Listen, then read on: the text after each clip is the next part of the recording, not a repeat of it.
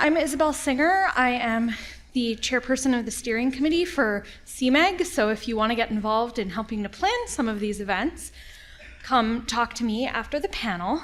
I'm going to start with our land acknowledgement and our diversity statement. So we at CMEG acknowledge Chicagoland's cultural institutions exist in a white-dominant, Christian-centered, and heteronormative society that favors the gender binary and able-bodied people. We welcome reminders of these facts and the impacts of systemic discrimination at any meeting or event as we strive towards justice and understanding. We are gathered under the umbrella of a Chicago-based organization connected to buildings on the traditional lands of First Nations peoples, including the Ojibwe, the Potawatomi, the Miami, the Kaskaskia, and the Peoria. Today, there are more than 65,000 Native people representing hundreds of tribal nations who call the Chicago area home.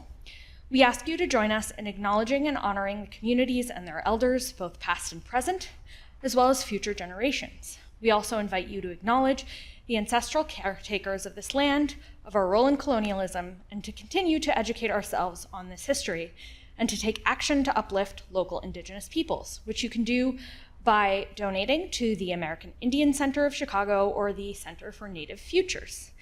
And lastly, I want to thank our website sponsor, Method Engine, who makes it so that we can have a website. And with that, I am going to pass it off to Sarah.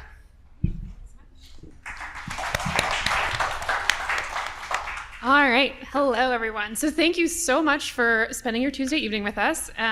We are going to have a fun, very hopefully game-filled fun exploration this evening of both what makes a game great, what makes games for our museums, and what makes this exhibition that you all got to saw this evening so exciting to do. So quickly, I will introduce myself and then let the panelists introduce themselves to you all. We'll have a conversation for about half an hour and then welcome any questions and then have some time for networking at the end before at 8 p.m. I believe is when this particular carriage turns back into a pumpkin and we all need to make our way out into the evening. So my name is Sarah Ingraham. I'm the director of exhibit development at Lucy Creative, which is a design agency. And I also just really love games. I've had the opportunity to work with some of our panelists before and am thrilled to get to talk to you all this evening. Hey, my name is Brice Puls. I'm a video game developer, exhibit developer, and consultant, and event organizer around Chicago, focusing largely in games. So I've worked on games such as the Tony Hawk's Pro Skater series, Killer Queen. My most recent game was a title called Bug Snacks that came out on the PlayStation like 4 years ago, Jesus. I also do a lot of exhibit consulting and development for like interactive and game work. So I've done work for the Peggy Noteworth Nature Museum, the Field Museum. I was at the Museum of Science and Industry with Sarah here for 10 years. I was there a little, yeah. But together we've worked on game exhibit proposals and sometimes game exhibits that went somewhere and then stopped for some reasons. And then I also organize a game festival around Chicago called Bit Bash, which is a alternative indie games festival that highlights cool and unique and underrepresented games. Our next one's on August 31st at the I.O. Theater, so hey, you can go do that. I will be going to do that for sure. I'm Keisha Howard. I'm founder of Sugar Gamers and just newly Sugar Gamers Labs. We started off as a tech advocacy organization specifically to help people understand their opportunities in the video game world, especially if they're from marginalized communities. So we started that work in 2009, really understanding what some of the challenges and barriers there are and working to figure out ways to circumvent them or go around them, because if anything a video game tells you how to do is figure out how to solve that problem. So that we've been doing that. In the 15 years that I've been doing that, I have become a video game subject matter expert, understanding how video games are developed overall. And I also work in emerging technologies, AR, VR, virtual production. I work with Unreal. So yeah, and I also do events here in Chicago specifically to bring out communities, especially from the South and West sides. And I'm Ari Bachechi. I'm the Assistant Director, Operations and Exhibits here at the American Writers Museum. I'm also the head curator for Level Up, so if you have any questions about it, please feel free to ask. I do a little bit of everything here, but mostly I work on our exhibits, and pretty much our entire website is me, so yeah. Well, we're grateful that it is. That's a lot of work. Yeah. So I'm hearing many hats across the board, which may be a game industry standard, it may seem, to do participate in many different spheres and many different spaces. One thing I wanted to start off with is, what is a game? So just defining how, when we think about games, what makes a game a game? That's a Brice question. Well, thank you. There's a lot of arguments about that in terms of game theory and whatnot, but there's a developer named Chris Crawford, and I usually go by his definition, which is a game is a hopefully enjoyable situation in which you have to achieve a number of tasks in order to achieve a goal or an outcome. That's kind of an interesting way to label it, because it also disqualifies a lot of things that people would call games as games. But I think that there's a very stark difference between games and experiences and simulations, and embracing those is always a nice way to communicate better. For the exhibition, were there choices that you had to make around what included within the sphere of game for what you were putting together? Yeah, I mean, yes and no. We wanted it to be really broad because I think that just a lot of people don't even have that idea in their head of what qualifies as a game. They already have a preconceived notion when they come in, so kind of meeting them where they're at. But also pretty early on, I decided that we needed to narrow it down to not include things like chess or things like that. It needed to be narratively driven because we're the American Writers Museum, so it needed to focus on writing. The timing of this is to coincide with the 50th anniversary of Dungeons & Dragons being published.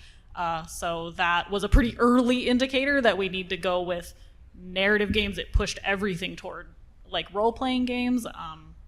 Not necessarily, but a little bit. and then also we can't talk about games without talking about video games. People are going to come to this exhibit either thinking that it's all about D&D or that it's all about video games. So it needed to be a little bit of both. It kind of narrowed itself down to tabletop and video games in a very broad definition. Were there other expectations that people bring to this concept of games, both that you expected for the exhibit and just broadly in your work that you encounter of, well, we know they'll think video games, or things you were preparing for people to expect?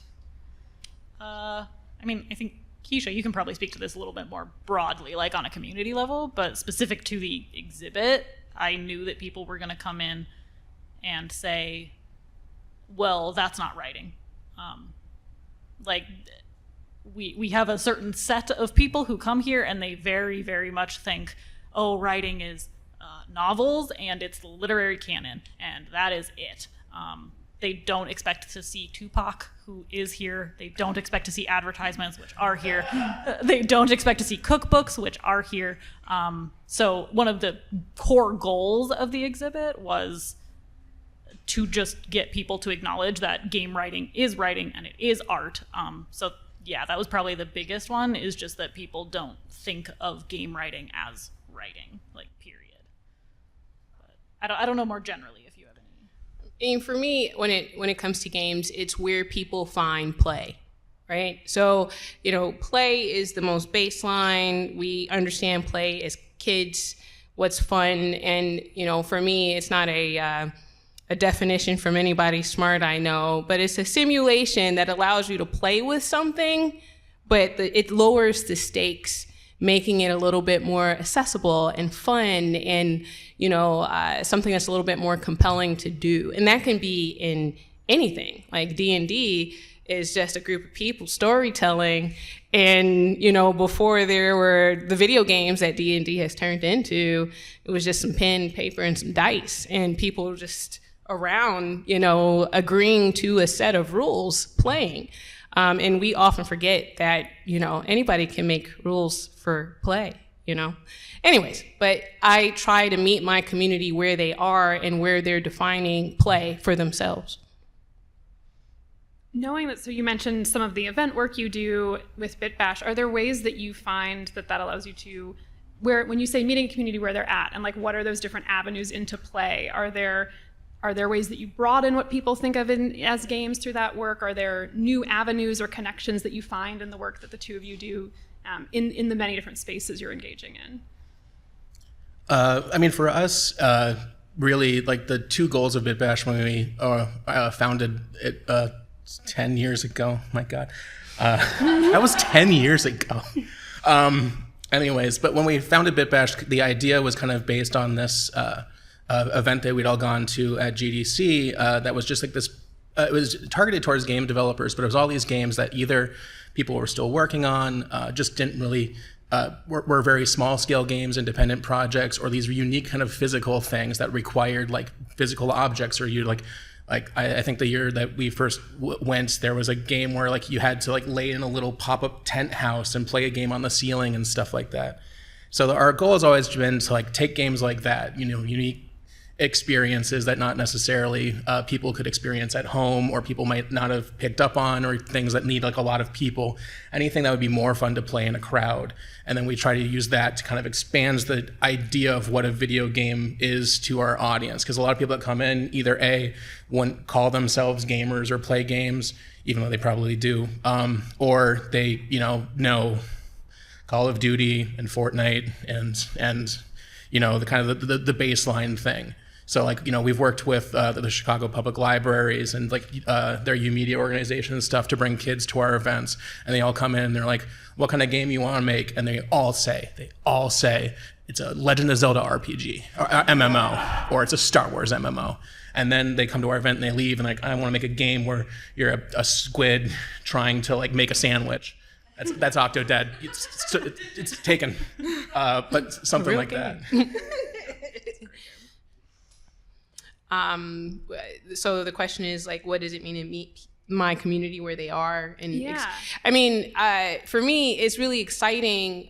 Working in emerging technologies always begs the question of what's next, what's new, what's fresh. So, and this whole idea of using your imagination and creativity, like the sky's the limit. When did we stop? When did it just become this box and we just stay there forever? Especially as technology keeps getting better and better. And now, you know, if we're not talking about stuff like this, we're talking about AI. So the rules change, and they play changes based on what's happening in people's lives. And it's like what was happening in people's lives in 2014 is very different from what's happening in people's lives in 2024. One of my colleagues out in New York, her company just made a game. I don't know if any of you are familiar with the Kendrick Lamar and Drake beef. Well, you might see a game that is viral, that's web-based, where Kendrick Lamar just has a bat and he's beating a pop-up owl. And if you understand the beef, then someone understands the beef. So. I'm just glad the spirit of Newgrounds is alive in 2024. Right. So, you know, like, and that's it wasn't a game that was like super robust. I mean, it was definitely made for the lulz, but it was play. It was a game. Like, I played it. I got 12 points. It was a game.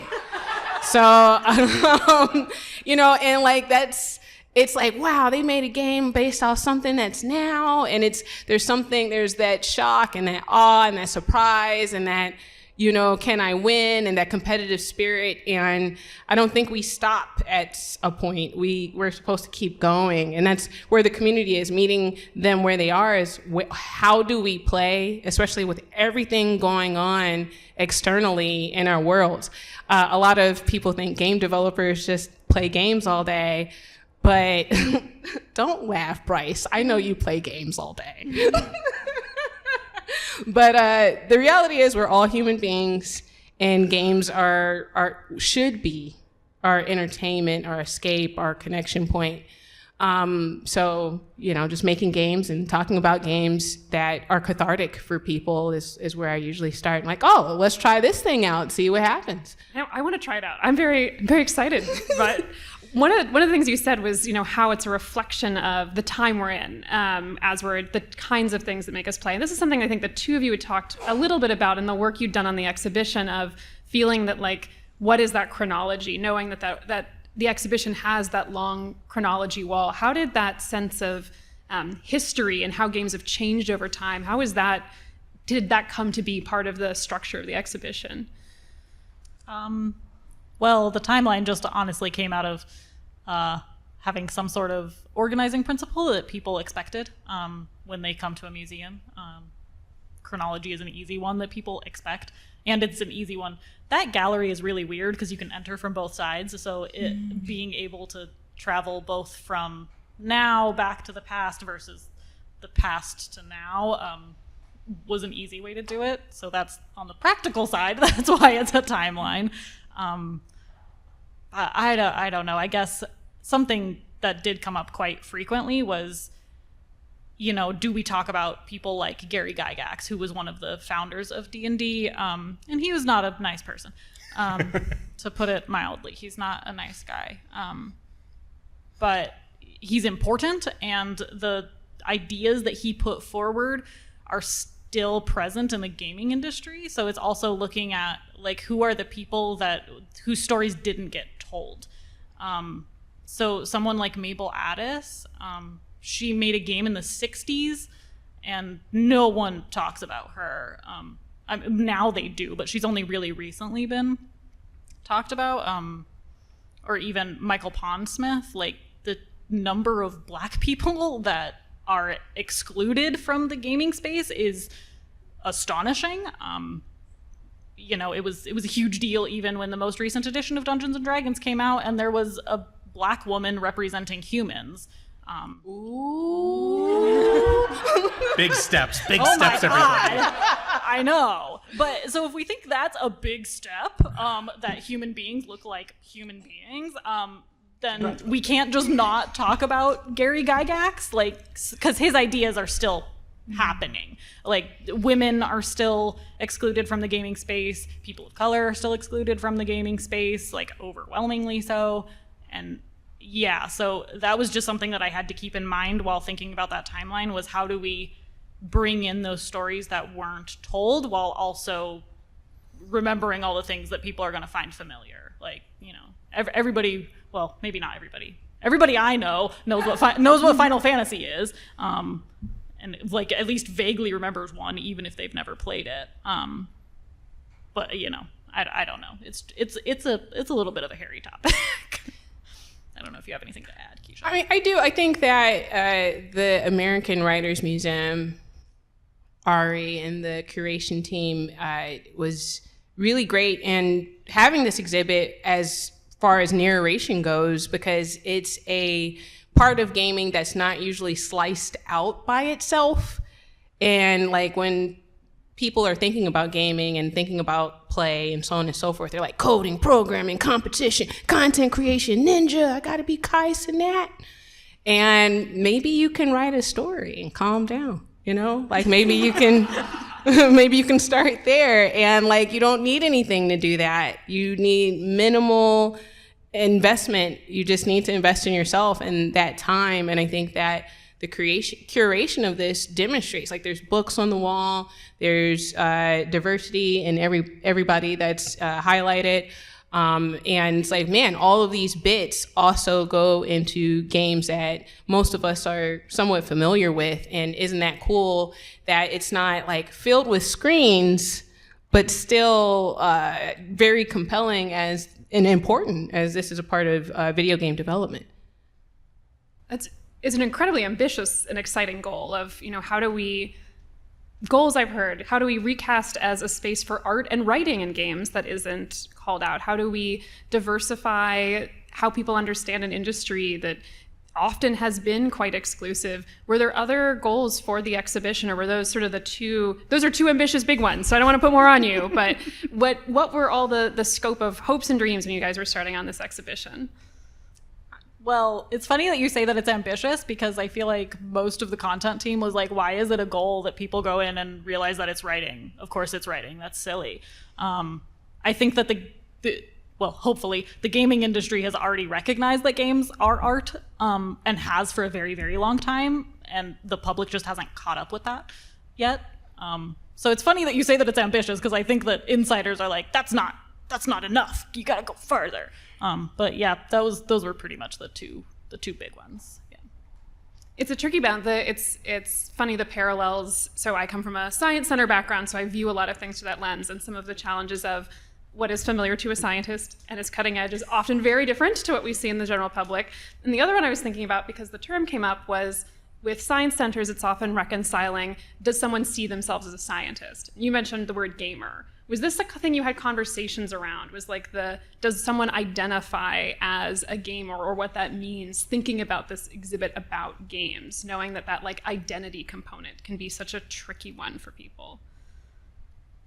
I think probably Brice or Keisha can talk a little bit more about how we'll open this up to the broad question about how people define themselves as a gamer, but it definitely did come up. I definitely caused a bit of a ruckus when I insisted there's a QR code in there about Doom and Myst, which both came out in the same year, and for some reason it's turned into a fight between the two of them, even though it wasn't that way. In 1993 when they came out, they were not fighting with each other.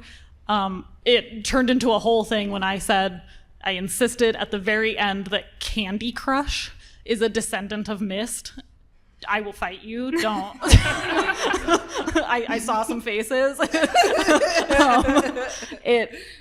I think that people play games like Candy Crush constantly, like some people to the point of having a real problem, and they don't see themselves as gamers. To be a gamer is to fall into the Doom category, right? You play Fortnite or you play Call of Duty, like you were mentioning, games that people know, and that's what they think of, and like that's it. And if you don't play that, you're not a gamer. But I think we all are in a way. So I don't know. I don't know if you guys have definitions of what a gamer is, or what people think a gamer is maybe better. Real quick, I'm a troll, so like I don't try to be a troll a lot, but every once in a while I'll give myself a little treat when somebody comes up to me and like, I'm not a gamer, and like, let me see your phone. I'm not a gamer. You got some kids? Okay. Like most people think of gamers as something outside of themselves because they divorce it from play. And when you stop divorcing it from play, like, or you stop divorcing it from, I just want something fun to do to pass my time, or I want to get a high score. I mean, people play games with social media. Everything's gamified. People play game with they credit card points. Let me spend this much so I can get this much so I can, get the prize. We're playing games everywhere, all the time, and we're not even realizing it. So I typically, when people describe themselves as not a gamer, every once in a while, I'll just take the time to, like, yes, you are. Yes, you are. Let me prove it to you.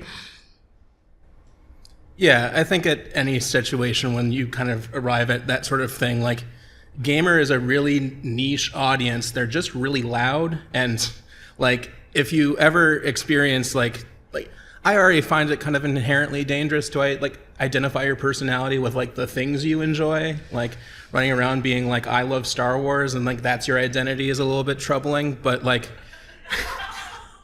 I love Star Wars.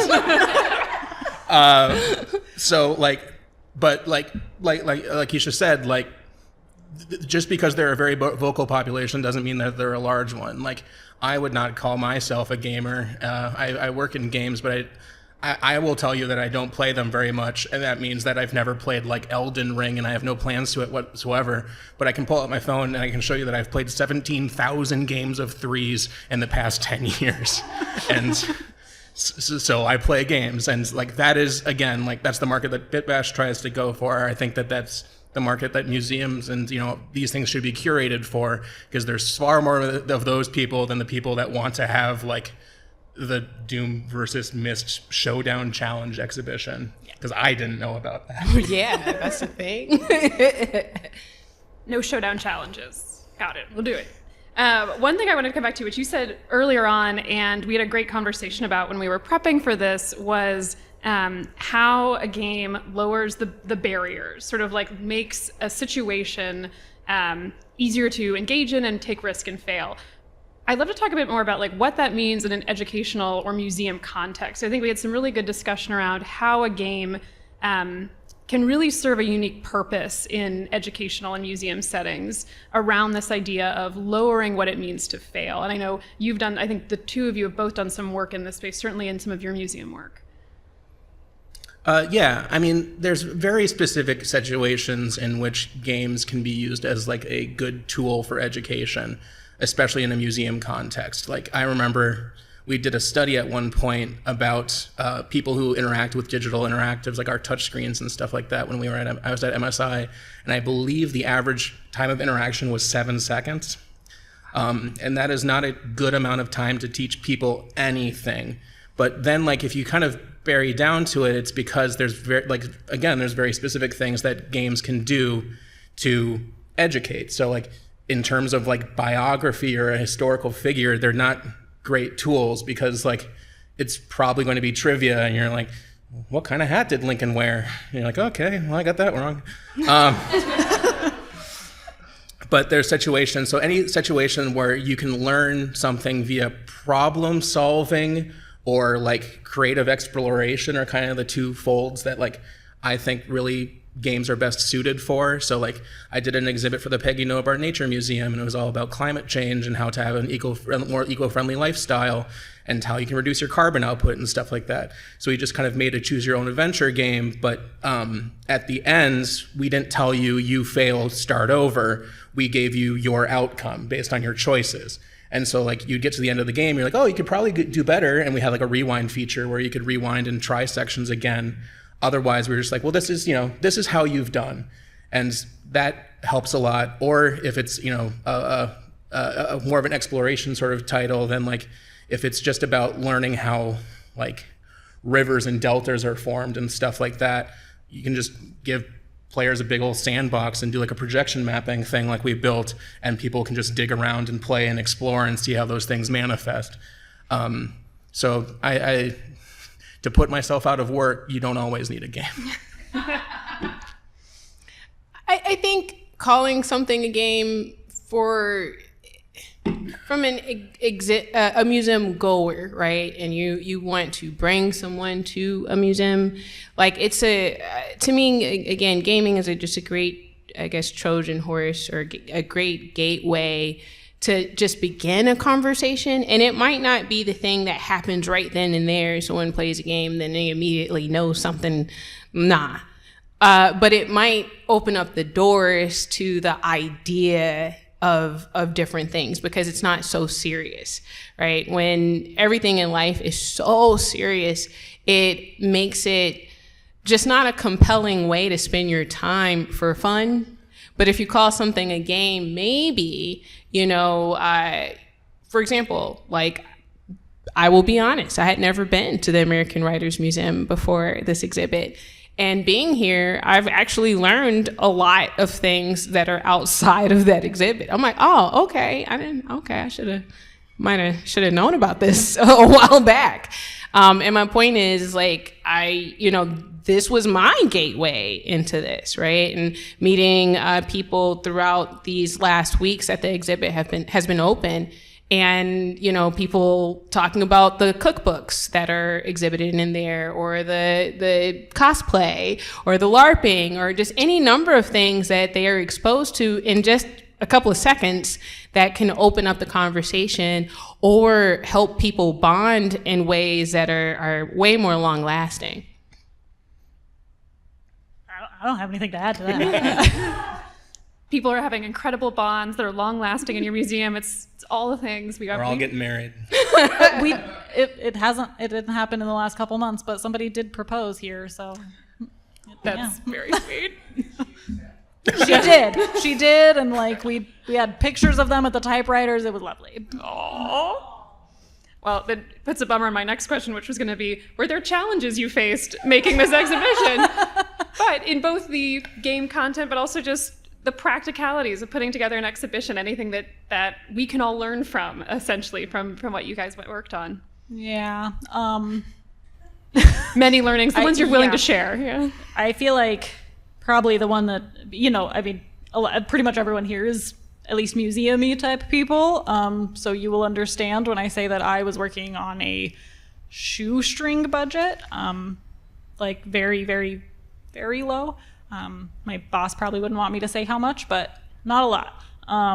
So we couldn't do things like we couldn't change the layout of the room at all.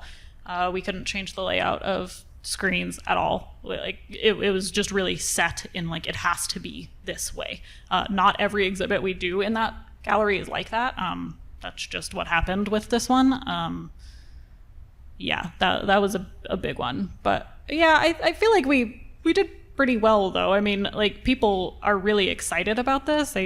Like our content team was great. Like you guys helped us so much, so thank you. And for not as large of a stipend as I would have liked to be able to give. So yeah, I feel like budget is always a problem in museums. You know, our nonprofit structure in museums makes it difficult. Yeah, I mean, there's probably like other things that I'm just not thinking of at this exact moment, but I already talked a little bit about like some of the content type challenges. And also that space is just really small. It's a small little gallery, so trying to fit, like how do you take something? It just started with, we want an exhibit about game writing, and I'll make sure that D&D is featured for the anniversary. And that was it. That's how I like pitched it to our board, and turning that into something that fits in just these two little rooms is difficult. And then, because I just said it, that room being disconnected from that one, but having to curate them to be the same exhibit is always difficult. So I don't know if you guys have even checked out that room, but you should. There's some really cool D&D artifacts in there. You should definitely check it out, and you can play games. So that's always a challenge, is how to connect these two rooms. And we actually have talked about that on a larger museum scale, like how do we overcome that moving forward in the future. But those are the big challenges. Those are the big ones we all face. The space, the budget constraints, on top of all the content. Yeah. Man. Yeah. See, everybody already knows. We're all figured out. But it's good. It's good to know that we're all in the same spot. Yes. To continue to put you out of work, how do you recommend approaching how to best take advantage of a small budget when it comes to games and museums? Is it about selecting the right opportunity? Is it about technologies, leveraging existing platforms that, as you in your work with museums, you found like this is where it makes sense when you have some of those constraints on you? Yeah, I mean, it definitely varies for every exhibit and every topic, but I think like, especially when you're dealing with, I'm trying to think of a good example for this, but if you're dealing with a topic that has like all these different things, like it very early on kind of determining like, I think this would be best represented with an interactive or whatnot, is really good to hop on early on, because then it also helps you like identify flow and layout of the room and stuff like that, because some people will stand and read a placard the entire time, but otherwise, there's also people that just kind of like to mill around and look at things. But if you're standing with an interactive, hopefully you'll be there for longer than 7 seconds, but who knows? I don't always do my job great. No, I do. I'm great all the time. So like, there was an exhibit that we worked on together about material science, and that was a really fun one because the team came to the digital media department and was just like, hey, we have this topic, would you come up with a game idea? And then I can come back and I came back with like 3 or 4 different ideas, and I'd like to kind of put them on a scope of like, this is very much a video game that happens to have your science content in it, and this one's like, this is science that you kind of move around a little. And then just like have a nice collaborative discussion about how to work with those things. But especially for a person like me, like I do exhibits and I've done them in all varieties of scale or whatnot. So like having reusable technologies like that of just like, hey, if you've got a room with 3 touchscreens or whatnot, I think largely like either touchscreens or something cool to touch is always kind of the primus of like having the best interactive experience. Because kids will play with touchscreens all the time, and then adults will be like, oh, there's a giant electric harp that's going to teach me about F majors or whatever. Chords. That's what I meant. Having those kind of sort of discussions early on then like allow you to like just find whatever that one piece that you think is going to be like the real the real weenie of the whole thing. Like, because in some capacity, if there's a big cool toy, then that's going to become the attention drawer as well. Speaking of big cool things, I want to we're going to start wrapping up, but I know you work in emerging technologies and what the future of a lot of these spaces look like, and sort of wanted to just open up and conclude on what is exciting about the future of games as we look forward, and what gets you all excited about where this industry is and where it's moving, and just what brings you joy around games looking ahead. The answer can't be nothing. It's got to be no. I mean, there has been a lot of chaos and just there's been a lot of negative things that have happened in the gaming industry lately. It's not fun to talk about. Like, people are losing their livelihoods, like people with families, people with human beings. And we all thought this was going to be our dream job, and we were going to find that nice job working at, Microsoft or whatever, and then we're going to just be there forever. And our boss was going to love us and give us raises every year, and we were going to have challenges and be smart. None of that stuff happened. So with that being said, I think that the spirit of what people wanted out of the gaming industry is still there. And because of that, there actually is a lot of opportunity, because you're finding that people are still willing to contribute to the gaming space without your traditional structures, right? So we're not waiting to go to school. We're not waiting to get that job. The tools are here for us to start things that are in our minds and in our hearts to create right now. And that the video game development is more accessible than it's ever been. So even though like the video game industry as a whole has been super tumultuous, the opportunity to create something has been ever more, present and accessible. And I think that's I'm really looking forward to the human beings that sort of create something new and fresh out of all of this. Coincidentally, just completely off topic, I am available for work right now. So if you are an educational institution who needs a game or needs a wonderful employee that is the top talent, some of the top talent in the industry, hey. Right here in Chicago. But yeah, like, it is a tough time right now. Like, it currently in the video game industry, in the past 18 months, 1 in 4 game developers have experienced a layoff. That is 25% of the industry has seen turnover, which is absolutely nuts. There are like, it will adjust and settle, but it's going to take some time. So like, there are a lot of, like Keisha said, like livelihoods and things like that being affected. In terms of like the actual technologies, like I think we're seeing, like it's really funny because the game industry and the museum game industry kind of rely on these separate thresholds, where like having an Xbox controller in a museum is a pretty difficult ask. Like getting a person of all ages who've maybe not touched one of those things before, just an understanding of how to interact with them is relatively difficult. That's why, I prefer, direct interaction, where a thing like, you're dragging something around, you watch a baby with an iPad, you know exactly what I'm talking about. But,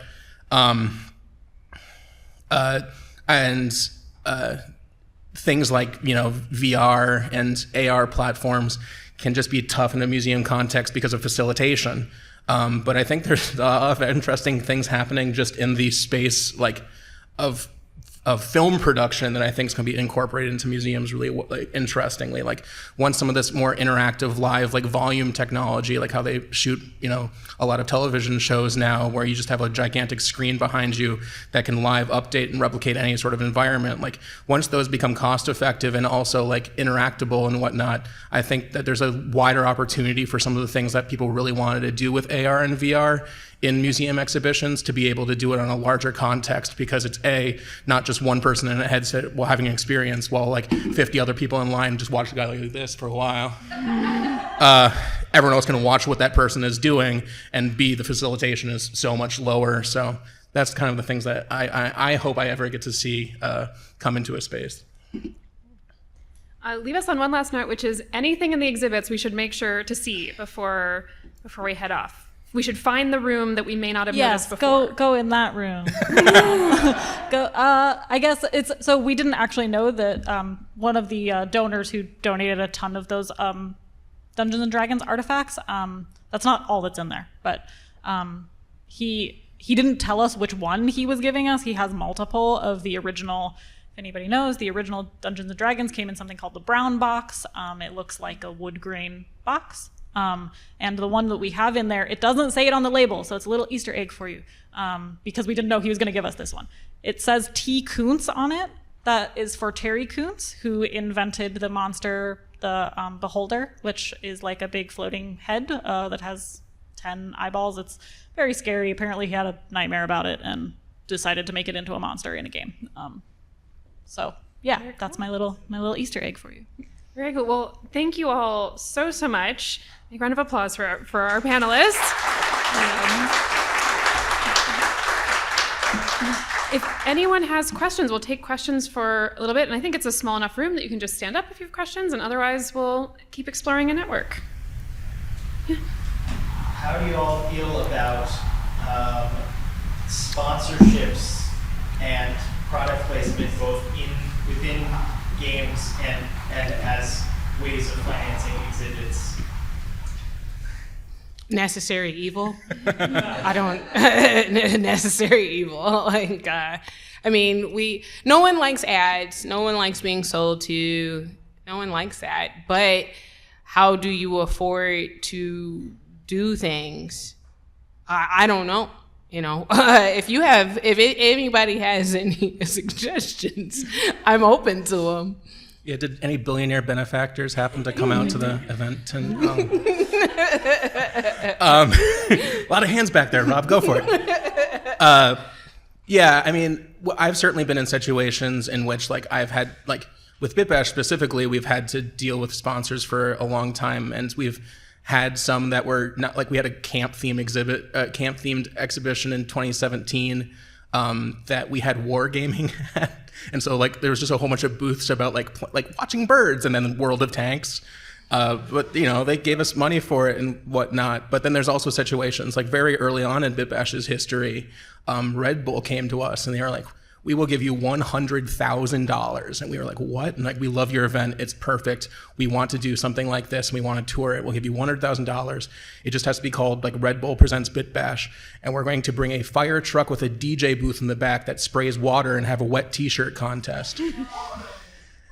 So we had to turn down $100,000. But yeah, like, those partnerships can exist to a benefit. I just think that the real discussion needs to be, like, strict, very detailed conversations early on about what that representation and sponsorship looks like, because otherwise, if you give a $1 billion corporation a cookie, they're going to want your house. Yeah. In your discussion of gamers and the definition of gamers and identifying a gamer, you also brought up Star Wars. In my experience, I think the hardcore gamers and the toxic Star Wars fans are kind of the same thing. How has writing kind of avoided that, or gone around it, or start to change the dynamic of who's accepted in video games and in this community? So when we think about gamers, we have to think about all the flavors. And the gamers that would appreciate writing are not in the same category as people that are going to be toxic online. They're not reading a lot. So I'm just, you know, that's not the target audience, really. Well, I would also like to add that I think that there's also games that are to that same point, directed at those people who do not consider themselves gamers, even though they do game a lot. I consider myself a gamer. I'm not a person that when I say that online, I'm not allowed to say that online because of what I look like. But like, I love games like Animal Crossing, and that is very targeted to me, whereas maybe my partner, who is probably who you're thinking of, looks like a gamer. He doesn't act like that, I promise. Like, he's been playing a ton of what is that, Battlefront 2. Like, that's not me. But there's games for those people, and then there's games for the people who do like writing. And it's kind of like almost two different camps completely. Like, the people who are playing are really narratively driven. The people who are playing Disco Elysium are not the same people who are playing Call of Duty. Like, they're just different. And I will say that I do actually think, unfortunately, that reckoning has come for game writers a lot, like, or for writers in general a lot. Like, I disengaged from the internet sometime around an event called Gamergate. Gamergate 1 or 2? 1. Oh, okay. Someone hacked my Skype account and found my address and all this sort of stuff because I made a game with somebody. But like, that very much happened in comic books several years later, where a lot of people in comic books were targeted. Gamergate 2 is primarily narrative focused, with a specific company that does a lot of narrative consulting on high profile games being consistently assaulted or online and ragged against because like sometimes one of their games will like feature a black character or a woman or something like that. And it's almost a little bit, this sounds terrible, it's almost a little bit charming because the first Gamergate was so obfuscated on like under this concept of like, we don't like women and minority groups, but then tried to like pass it off as a legitimate like movement of being against something. And now they're just very overt about it, where they're just like, that company put a black guy in the game, we don't like that. And you're like, oh, okay, great. Now we don't even have to worry about this other conversation that's happening. We can just ignore you completely. But yeah, it's happening, but unfortunately, so. And I want to, bringing back your earlier point too, as a person that's been gamergated on X or Twitter or whatever, I don't be using it that much no more. But it's a lot of not real people. They're NPCs, and when we hear about these terrible things online, it seems so big.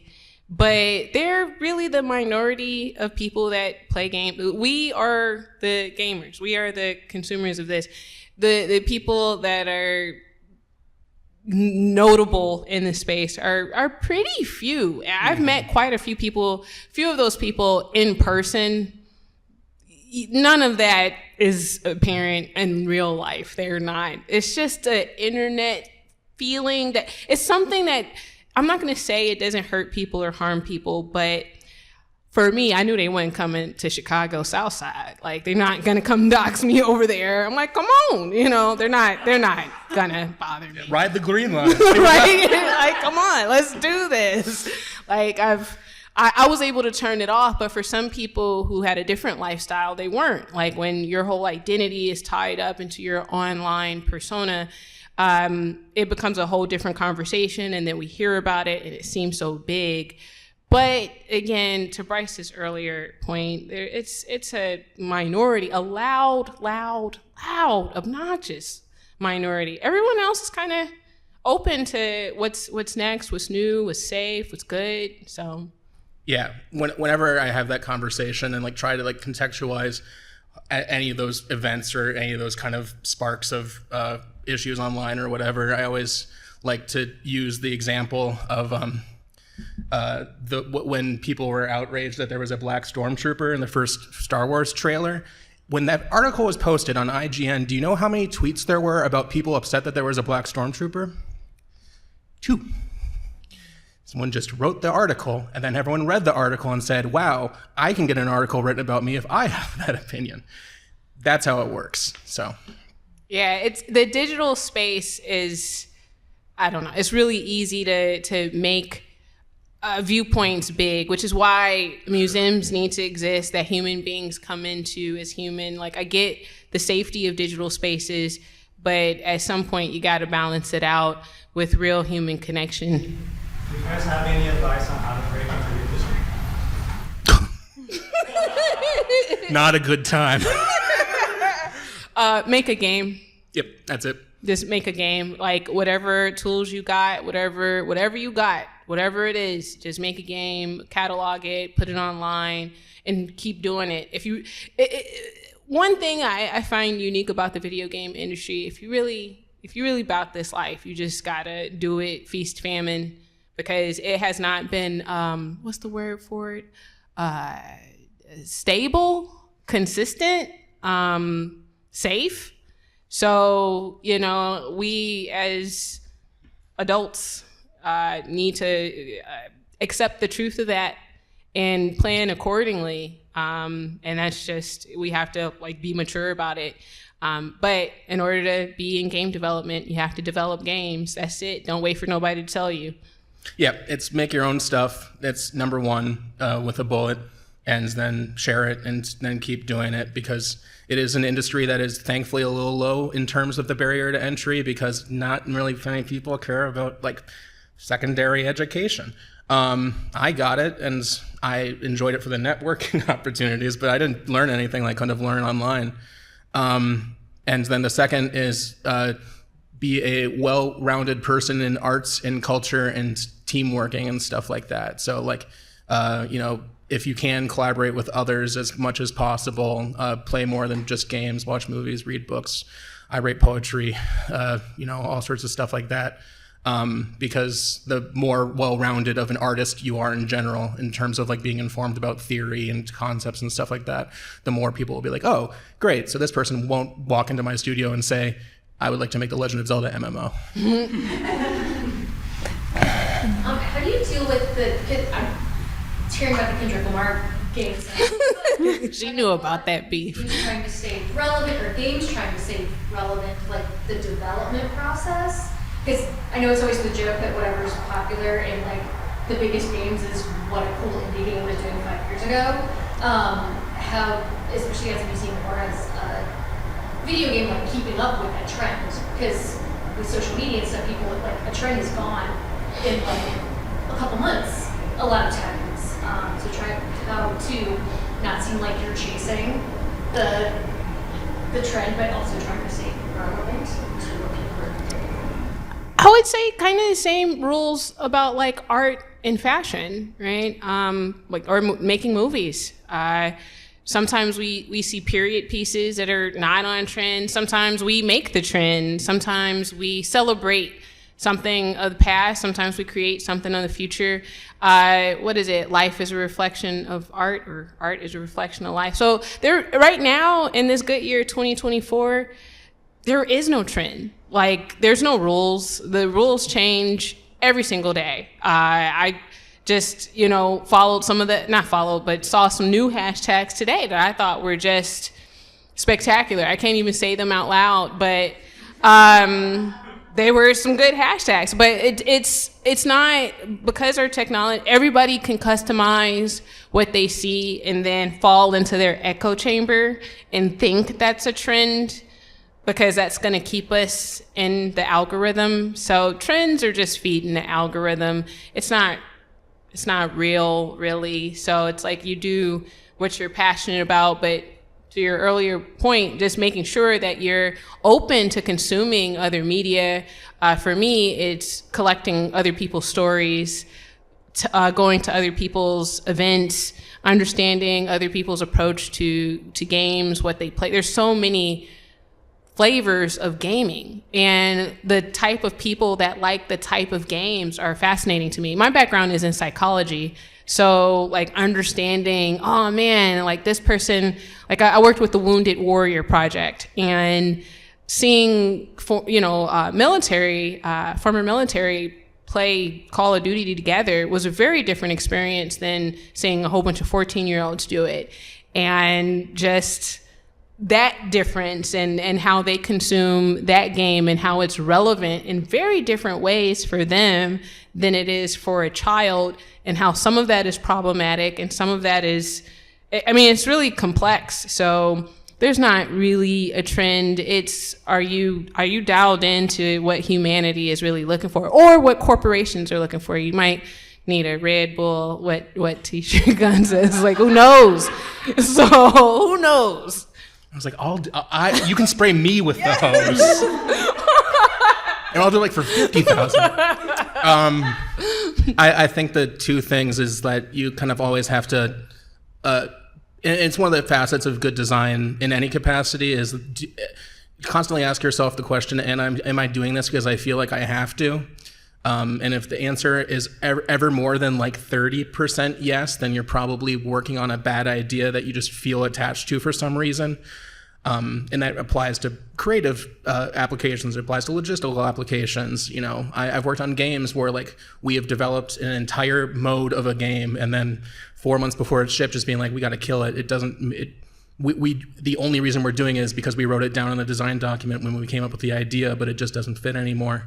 I think like the best way to learn any of those things is by seeing the worst examples. And so I highly recommend the Assassin's Creed games. There is no more starfucker of a franchise than those things, where like every single, like I remember when they were like, there's one that just has like a tower defense mode, because tower defense games were big at the time. You're like, this is a game where you sneak around like London and stab people. And then all of a sudden, like I have to like build turrets for some reason. And for every game that, you know, tries those things, like one might really succeed, but then the other 6 that try to implement those things that it took from an indie title or whatnot, you've never heard of because they didn't work. But yeah, I mean, always constantly playing new things like that. And then if one of those things sparks an idea that you feel like you can evolve upon or build upon, then I think that's really important. It's just a lot tougher right now because, like, of the top 10 games played in 2023, the most recently released was in 2017. People aren't really playing new games anymore, at least on a wide audience. Like, you know, the top 3 is Grand Theft Auto, Fortnite, Minecraft, and it's been that way for 7 years now. Hopefully people are ready for something new soon, but that's probably just Grand Theft Auto 6. One and then 2, and then we'll wrap up questions after that.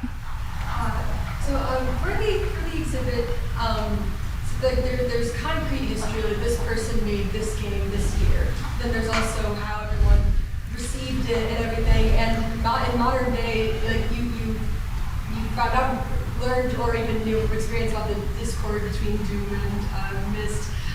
Like I'm just wondering how you went about your research about like how people were feeling about games or about discourse like that, and sort of about whether or not you tested any part of the exhibit with people who consider themselves to be gamers versus. Yeah, sure. For the research part of it, the entire museum, our entire philosophy behind exhibits is that we never have just one person. So it's not just going to be just me, even though I love games personally, it's not ever gonna just be me. We always work with a content team. For all of our permanent exhibits, it was a huge team of like 40 or 50 people. For this exhibit, I worked with 9 content experts. Keisha is one of them. And so a lot of it was working off of their knowledge. So allowing them to kind of fill the gaps that I didn't even know needed to be filled, because there's only so much that, especially with a space like this, it's really weird. Academically, it hasn't been explored a lot. So, you know, a lot of times I can go into an academic journal and I can pull out 50 journals really easily. This one that exists, but it's much more, what is game theory? What is this? It's a little less what I needed, I guess. So I relied pretty heavily on the content team, but also it's just doing things like, honestly, just like reading really like old articles and things like that. Like for the Myst and Doom thing, I just found it really weird that they both came out in the same year and they seemed very different to me. I've played both. So I was just like, that's kind of neat that they both came out in the same year. I wonder if there's anything about that. And there was so much about that I had no idea existed. And so it was just reading a bunch of old news articles, none of which are from 1993. They're all much later. It's really weird. And actually seems to be more down to Mac versus Microsoft, but that's a different thing. Yeah, and then I'm sorry, what was the second half of your question? Whether or not you tested parts of the exhibit with people that fit the gamer identity versus people. Sure. Not necessarily. I mean, the content was all run by those subject matter experts in kind of chunks. So it was like, you are really you're knowledgeable about D&D. Can you read these sections about Dungeons and Dragons? You're really knowledgeable about novelizations. Can you read the descriptions of novelizations that I've written? Those are most of our subject matter experts, I think, would consider themselves gamers in some capacity. So a little bit there. The only thing we really, really tested was the create a character section. We ran that past, we have a student advisory council that helps us with all of our educational materials, and it was very, very different in the first iteration, and we found a whole bunch of things from doing it with them. 2 of them were like, yeah, I'm a gamer, I play Fortnite every day, but most of them were just like, yeah, no, I'm not a gamer, I don't do anything, my favorite game is Tetris. It's like, you are a gamer. But so that one was really the one that we play tested probably the most. Yeah. Okay, one last question, then we'll wrap up. Better be good. I'm up for your secrets. So you mentioned the average interaction of 7 seconds on a touch screen. So I would like to know, what are your secrets to keeping people engaged? Number one is that there's something.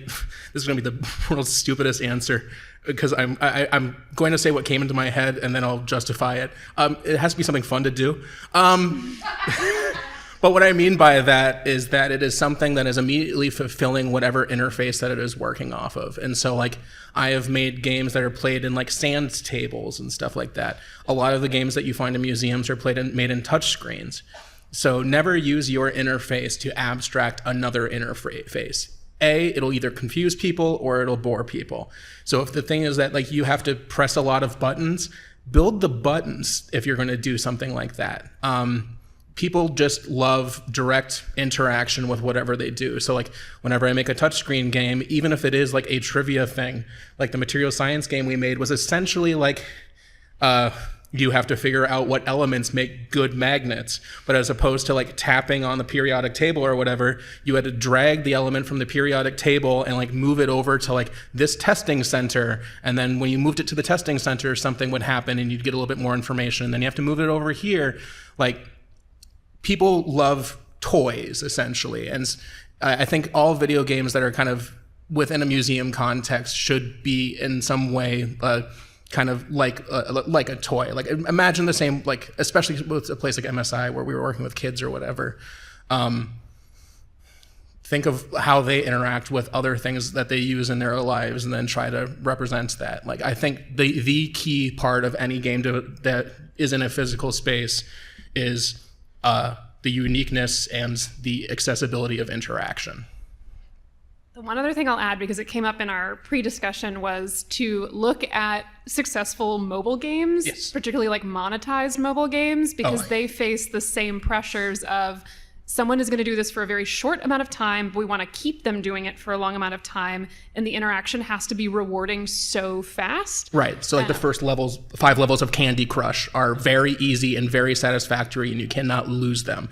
And it has a lot of flair and payoff. When you win, fireworks go off and things rumble and things make a lot of noise. Give that satisfaction as early as possible. Dark patterns work for a reason, and you don't have to use them to charge someone $99 or 99 cents a month. Like, those methods can be weaponized for education. You mean we don't just have to exploit the kids? We can teach them too? I am available for work. I'm going to end us there. Thank you all so much. Big round of applause for our panelists. Thank you so much for being here.